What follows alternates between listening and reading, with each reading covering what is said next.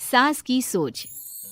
गौतम, जा अपनी जोरू को बोल, अभी थोड़ी देर में तैयार होकर नीचे आ जाना। वैसे भी सारे मेहमान आ चुके हैं। जी माँ। अरे गौतम की माँ, कब मिला रही हो अपनी बहू से? मैंने तो उसकी सुंदरता के बड़े चर्चे सुने हैं। आज हम भी तो देखे कितनी सुंदर है। वैसे मेरी बहू से तो कम ही होगी। काकी, भाभी इतनी सुंदर है ना कि हमको डर है कहीं किसी की बुरी नजर ना लग जाए। देखते हैं कितनी सुंदर है। अरे आप चुप कर और देख अपनी भाभी को, तैयार हुई या नहीं। अरे लो, भाभी आ गई। अरे कितनी सुंदर है, इसके चेहरे पे तो चांद सी चमक है। सुन रिमझिम, क्या नाम है तेरी भाभी का? सही पहचाना आपने, चांदनी है मेरी भाभी का नाम। क्या हुआ काकी, मुंह से बाहर शब्द नहीं निकल रहे? या चांदनी भाभी की चांद सी सुंदरता ने आपका मुंह बंद करवा दिया? हाँ, सुंदर तो है, पर सुंदरता से क्या होता है? लड़की में गुण भी तो होने चाहिए। मेरी बहू में सुंदरता के साथ साथ संस्कार भी है। अरे वाह गौतम, सच्ची में तुम्हारी बीवी बहुत सुंदर है। हाँ, एकदम चांद जैसे अलग चमक रही है तुम्हारी बीवी इस पूरी पार्टी में। बात तो तुम एकदम सही कह रहे हो। इस भीड़ में भी सबसे अलग चमक रही है मेरी चांदनी। आज इस पार्टी में तुम्हारी बीवी की सुंदरता ने 4 चांद लगा दिया है। कुछ दिनों बाद जब गौतम की माँ आस पड़ोस की औरतों से गप्पे मार रही होती है। माँ जी, मेरी माँ की तबीयत थोड़ी खराब है, आप इजाजत दो तो क्या मैं और गौतम एक बार वहाँ हो आए? हाँ हाँ बहू, ठीक है। जब शाम को गौतम काम से आ जाए तो अपने मायके हो आना।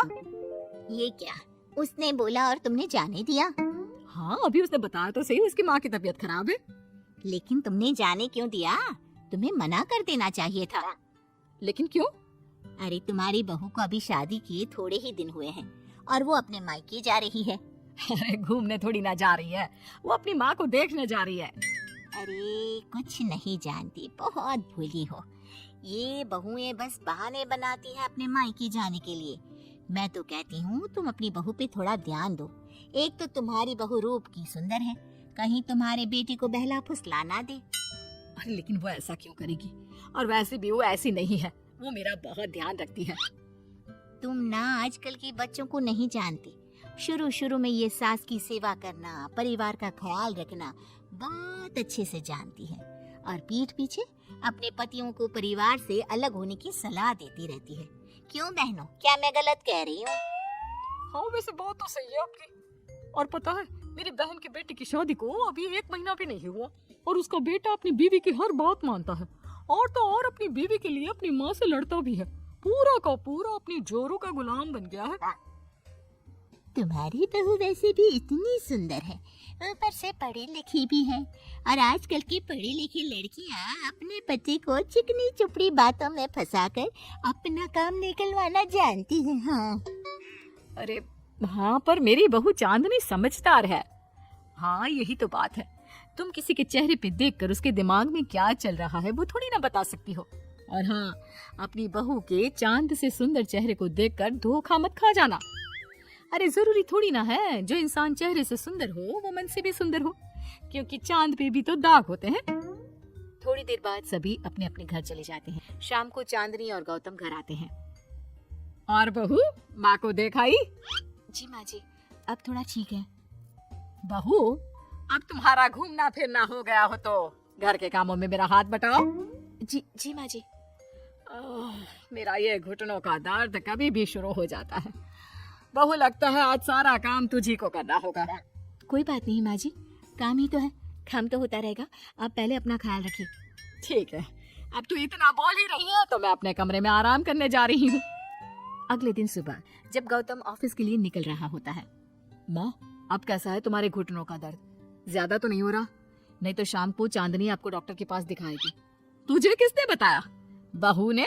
इतनी जल्दी तेरे पास मेरी चुगली भी कर दी? हाँ, चुगली नहीं, उसे आपकी चिंता है इसलिए उसने मुझे बताया। उसे डर था कहीं आपका दर्द बढ़ ना जाए। थोड़ी देर बाद चांदनी वहाँ आती है। माँ जी, मैं सोच रही थी हम लोगों को अब किसी दूसरे घर में शिफ्ट हो जाना चाहिए। लेकिन क्यों? और अचानक से तुम्हें ये ख्याल क्यों आया? वो माँ जी, मेरी एक सहेली अपना घर बेच रही है और उसका घर गौतम के ऑफिस के पास पड़ता है।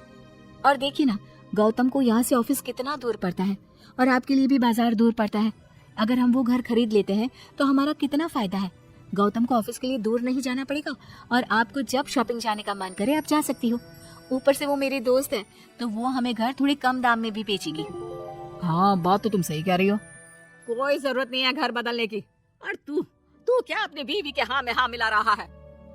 लेकिन माँ, मैंने एक बार बोल दिया ना तो बस, अब इसके बारे में कोई बात नहीं होगी। और ये कहते हुए वो अपने कमरे में चली जाती है। चांदनी भी उनके पीछे पीछे चली जाती है। क्या हुआ माँ जी? मैं कुछ दिनों से देख रही हूँ आप कुछ अजीब सा बर्ताव कर रही हैं। क्या अजीब सा? ऐसा ही तो करती हूँ। अगर तू मुझसे घर के बारे में बात करने आई है तो पहले ही कह देती हूँ, बिल्कुल नहीं। नहीं माँ जी, घर के बारे में बात करने नहीं आई। माँ जी, मुझसे कोई गलती हो गई है क्या? अगर कोई गलती की है तो डांट दीजिए, बात कीजिए, पर माँ जी ऐसा व्यवहार मत कीजिए। मैं बिल्कुल बुरा नहीं मानूंगी। और अगर आप अभी बताना नहीं चाहती तो आपका जब मन करे बता देना। मैं बस इतना ही कहने आई थी। कहीं मैं आस पड़ोस की औरतों की बातों में आके अपनी बहू के साथ गलत तो नहीं कर रही। और वैसे भी वो सही तो बोल रही थी। उसने मेरे और गौतम के बारे में ही तो सोचा। वो हमारे बारे में इतना सोच रही है और मैं दूसरों की बातों में आकर उस पर शक कर रही हूँ। कुछ दिनों बाद काकी गौतम के घर गौतम की माँ से मिलने आती है। और गौतम की माँ कैसी हो? मैंने सुना तुम घर बदल रही हो। हाँ, वो वहाँ से गौतम का ऑफिस पास पड़ता है ना, वहाँ की तरफ ज्यादा सुविधाएं भी है। लेकिन इतनी जल्दी तुमने घर कैसे ढूंढा? किसने बताया? मुझे भी बताओ, मुझे भी अपना घर बदलना था। ये चांदनी का आइडिया था, उसी ने घर ढूंढा। देखा, मैंने कहा था ना, इसने अभी से अलग घर ढूंढना भी शुरू कर दिया।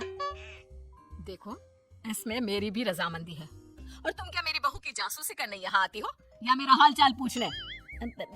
मैं तो बस। और एक बात मेरी ध्यान से सुन लो, मेरी बहू भी सुंदर है, उसका मन भी उसी की तरह सुंदर है। और एक बात, चांद में दाग जरूर होते हैं, पर जिस तरह आसमान के सभी तारे मिलकर चांद जैसी चमक नहीं दे सकते, उसी तरह मेरी बहू चांदनी की सुंदरता और खूबियों की बराबरी तुम्हारी या और किसी की बहू नहीं कर सकती। कहने की जरूरत नहीं, काकी कोई भी जवाब दिए बिना चुपचाप वहां से उठकर चली जाती है।